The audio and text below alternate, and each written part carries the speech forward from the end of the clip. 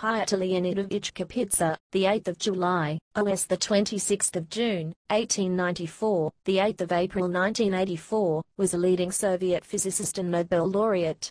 Biography. Kapitsa was born in Kronstadt, Russian Empire to Leonid Petrovich Kapitsa, a military engineer who constructed fortifications, and Olga Ieronimovna Kapitsa. Kapitsa's studies were interrupted by the First World War, in which he served as an ambulance driver for 2 years on the Polish front. He graduated from the Petrograd Polytechnical Institute in 1918. He subsequently studied in Britain, working for over 10 years with Ernest Rutherford in the Cavendish Laboratory in Cambridge. He was made a Fellow of the Royal Society in 1929, and was the first director, 1930-34, of the Mond Laboratory in Cambridge. In the 1920s he originated techniques for creating ultra-strong magnetic fields, by injecting high current for brief periods into specially constructed air-core electromagnets. In 1928 he discovered the linear dependence of resistivity on magnetic field for various metals in very strong magnetic fields. In the 1930s he started doing low-temperature research, beginning with a critical analysis of the existing methods for obtaining low temperatures. In 1934 he developed new and original apparatus, based on the adiabatic principle, for making significant quantities of liquid helium.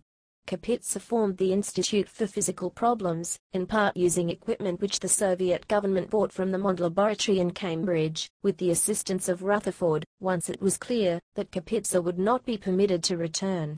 In Russia, Kapitsa began a series of experiments to study liquid helium, leading to the discovery in 1937 of its superfluidity, not to be confused with superconductivity. He reported the properties of this new state of matter in a series of papers, for which he was later awarded the Nobel Prize in Physics for basic inventions and discoveries in the area of low-temperature physics. In 1939 he developed a new method for liquefaction of air with a low-pressure cycle using a special high-efficiency expansion turbine.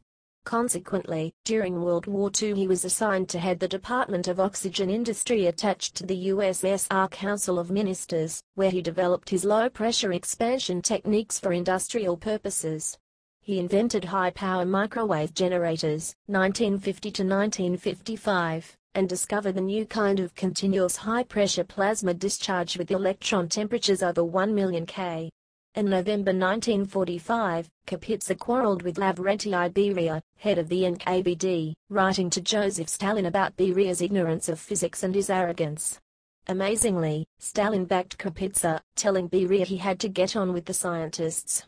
Kapitsa refused to meet Beria. "If you want to speak to me, then come to the institute." Kapitsa refused to work with Beria, even when Beria gave him a hunting rifle. Stalin offered to meet Kapitsa, but this never happened.